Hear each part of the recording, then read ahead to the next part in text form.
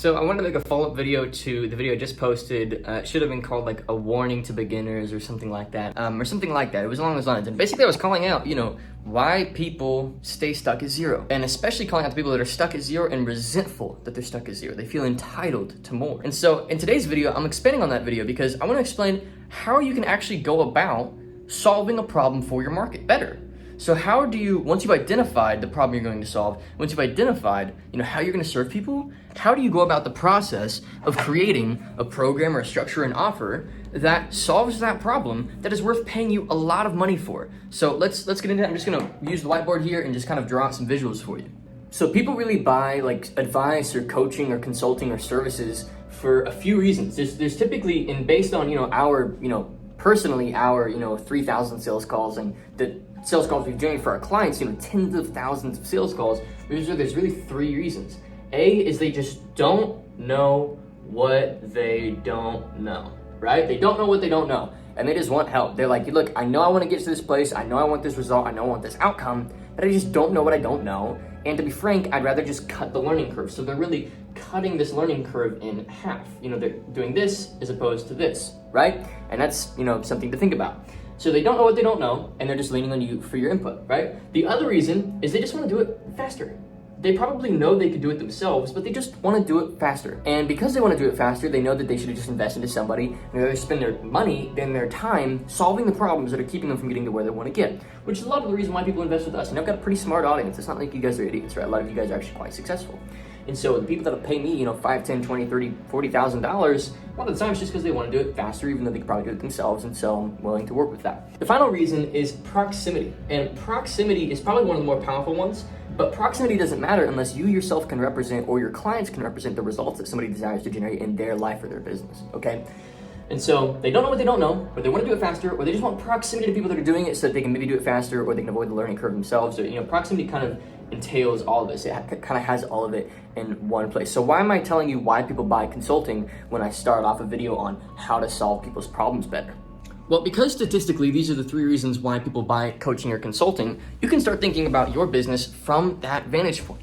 Can you get them to their result faster? Can you? If you can, they will pay you money. Can you guarantee that they will get the result faster? Can you guarantee it? Like, put your skin in the game, then they will pay you more money. So these are the ends. These are the things you need to think about as you're building a better solution to your industry's problem. Faster, proximity to you, to the results of the people who have gotten, proximity to the systems that have gotten the results that they see marketed to them, and don't know what they don't know, okay? So let's dive into how to actually create a system or a cycle that creates the sorts of results for your clients that you want to generate for them. So really all we're doing when we're coaching or consulting somebody or working with them is we're either avoiding negatives or introducing positives. So what do I mean by this? And this is just kind of a theory I've been kicking around in my head, and I've shown it to some private clients of mine, and they've really enjoyed it. So avoiding a negative, for example, would be like if you're a marriage counselor, and somebody's engaged to be married, and this is actually very topical for me because my fiance and I are going through something called the SYMBIS assessment. It's the Saving Your Marriage Before It Starts, SYMBIS. And so avoiding a negative is, for example, not taking a test like the SYMBIS. If you're a marriage counselor and somebody's engaged, you should probably avoid the negative of people discovering hidden secrets about each other and things that they're afraid to talk about or whatever before they get married by making them do it before they get married, right? So that's avoiding a negative.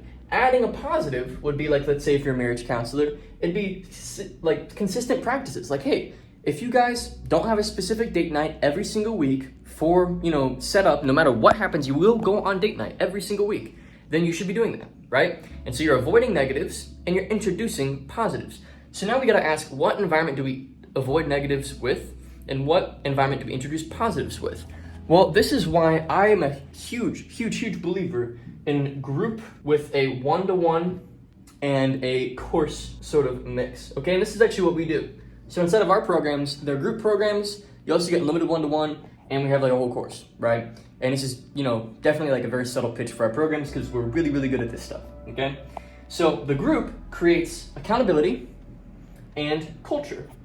The one-to-one gives clear action items, more accountability, and a sense of specificity. So people want to know that they're getting advice that is specific to their situation. This is why people will pay, more money to get one-to-one time Maybe you have like a course and you notice people are just asking for your one-to-one. It's because, they want advice that is specific to their situation. And then lastly, the course acts almost as the FAQ page. Let me explain this real quick. So let me draw out this visual of how your course actually serves the overarching theme of solving your clients' problems and how to actually build that program out for like a mental model of how you should be looking at it. And then let me explain how to build program structure around the specific techniques, strategies, and clear problems that you're trying to solve for your market, so that you know that when somebody pays you that $2, that $5, that $10, that $20,000, you know they're going to get results if they just do what you tell them to do. So let's do this. So your course, what it kind of does, like I said, is it acts as that FAQ, okay? And you can almost see your client experience looking something like this. Each of these dots represents another client. And all these clients are starting to work with you, okay? They're kind of going down your process, okay? What's interesting is every client tends to have a slightly different background. And you've probably noticed this if you're working with clients, whether it's like a slightly different background in their business or their life. Let's use the marriage counselor example again. Let's say, some people have been married twice, some people have never been married. Some people are, homosexual, some people are straight, some people have, a broken family, some people have a good family, some people have crazy beliefs about what marriage is and super afraid of divorce, some people aren't. So you've got a bunch of different backgrounds. And so what you're trying to do with your course is you're creating this system that gets everybody on the same page. You're creating that FAQ. And now your program shouldn't actually be as boring as an FAQ. It shouldn't just be like, hey, we hear this question a lot, so here's the answer. Hey, we hear this question a lot, so here's the answer. It's more like, do these things, and you will start to see half of the results, right? So for example, in our program, we help you build your offer, we help you with the basics of organic marketing, and we help you get to at least 1 or 2 quality sales calls every single day just with the course, right? If you just do what we tell you to do in the course, you're gonna get 1 to 2 quality sales consults. And then what happens is at this point, now that all these people are on the same page and they're working together kind of symbiotically, now it's just one big consciousness so that our group is on the same page. So we're solving the main key pillar problems right here. I would encourage you to look at the problems your market's facing and boil them down to 3 to 5 main pillars and solve them at this stage in your client's experience. And then here, this is where you give more specific advice. So let's say you're that marriage coach, right? And let's say you've got a really extreme example of a guy who, let's say you've got 100 clients in your program and none of them have ever been, let's say they're getting married to somebody who has $1 million in debt. Well, that's not really covered in the course, right? Because that's not very common. But it is, we can probably cover it in the group, or we can cover it in the one-to-one, right, that we add additionally. So this is, in my opinion, the best way to build a high-quality customer experience. This is why our program continually brings over and over again more and more referrals. And it's why our bottom line is just grown like this. I've sent screenshots onto my Instagram page. You guys have seen it. It's just this steady, growing, no sign of slowing down. It's because we've obsessed with the environment. I'm talking the environment. I'm not talking how to identify what to teach in this environment. I'm talking the environment itself, okay? This is the environment in which you serve your clients. Now let's talk about how to identify what to solve and how to solve it. So like I said earlier, all we're really doing with coaching or consulting is removing unnecessary negatives and introducing momentum building positives, okay? So let's say you are a Facebook ads coach or something. I'm using different niches for an example so you can see how I think. Introducing or removing an unnecessary negative is helping people understand that, look, once you spend a certain amount of money on an ad, you generally know how it works. Here's how to measure KPIs so you don't spend more money than you need to. Introducing a positive would be something like learning how to copyright and learning how to write good ads and good copy or whatever. Let's say you are let's say you're a men's fashion coach. Here's a negative, remove a negative, which is hygiene.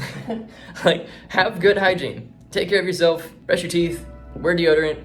You're halfway there, dude. And then the positive would be here's how to, use good colors in your fashion, right? I'm not necessarily a fashionista, but that would be how you would push people forward. So what you're doing is you're getting rid of unnecessary pushbacks and you're introducing opportunities for pushes forward. So how do you identify what pushes to push forward and what pushes push back? Well, this is my secret. This is how you know what to do and how to solve it. There's a few things you need to do. A, get in proximity to people who have done what you're trying to help your clients do. Develop those relationships and ask key questions. Ask them, how did you do it? What's the main thing you focused on? What can other people replicate about your success? What did you do that other people can probably learn from? Because I'm trying to help more people do this. Interview people. right? I got in proximity to, like, I've got buddies in my network. I can call somebody right now that does $500,000 a month in their business, profit. And be like, dude, how do you build like your sales team, right? Or how do you manage cash flow or whatever? So proximity, your network, the people that you know. Another one, if you don't really have that great of a network, is books. Read good books on the subject. It's crazy how people don't think about these things. They don't think about their network or getting to know people. They don't think about books. They don't think about reading good books. Like, this is my bookshelf, and this is only like probably like a third of my bookshelf. I've read countless books on marketing, sales, personal, self-image psychology, personal development, managing a team, whatever, stuff like that, because I need to learn these things for my business and also to teach them to my clients. If you feel stuck right now and you feel like you don't have good ideas to serve your clients, go order 10 books that have like a relationship to your industry. If you're a marriage coach, go order 10 good, well-reviewed marriage books. If you are a men's fashion coach, go buy 10 good books on men's fashion. If you are a sales coach, go buy 10 good books on sales.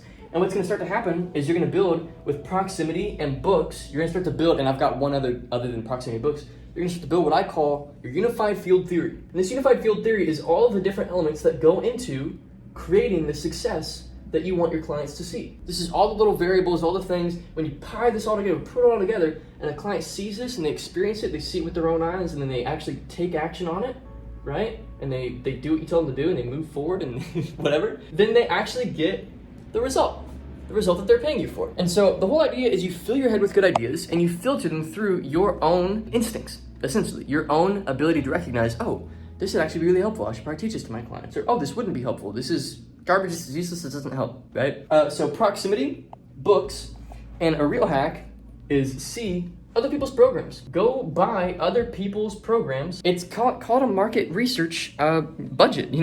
Massive companies have tons of budget allocated for market research. They spend tons of money looking at what people are trying to buy right now or what people want. And so if you just buy other people's programs, you're gonna learn a ton about your industry really, really quickly. So just buy other people's programs, see what they're teaching, and then get better at it. The last one, and this is one that's kind of controversial for my industry, D, is work with people for free. I don't coach this. This is not my professional advice. If you were to pay me for my programs, I would show you how to never work for somebody for free, even if you don't have any expertise, you don't even know what you're doing. I'll show you how to make an offer where people will still pay you even though you don't even guarantee them results, right? We could do that. But if you're watching this video, just work with people for free. There's nothing wrong with it. Say, hey, I wanna work with you for 2 months, pretend like you paid me $10,000 or $20,000, and let's just see what happens. And what you're gonna notice is as you work with them, public speakers have this, ritual where when they're speaking on stage, they're noticing, different people's reactions to what they're saying and how they respond and what they say about it once they get up and talk to them later after they've spoken. And they're using that feedback constantly. And if you're not working with clients, you're not actually putting your material out into the world, you don't really know what people want to hear. And so you're never really gonna learn how to serve them. So again, if you were to pay me any money, I wouldn't say this. But for YouTube, for my free content, 100%, just go serve people for free.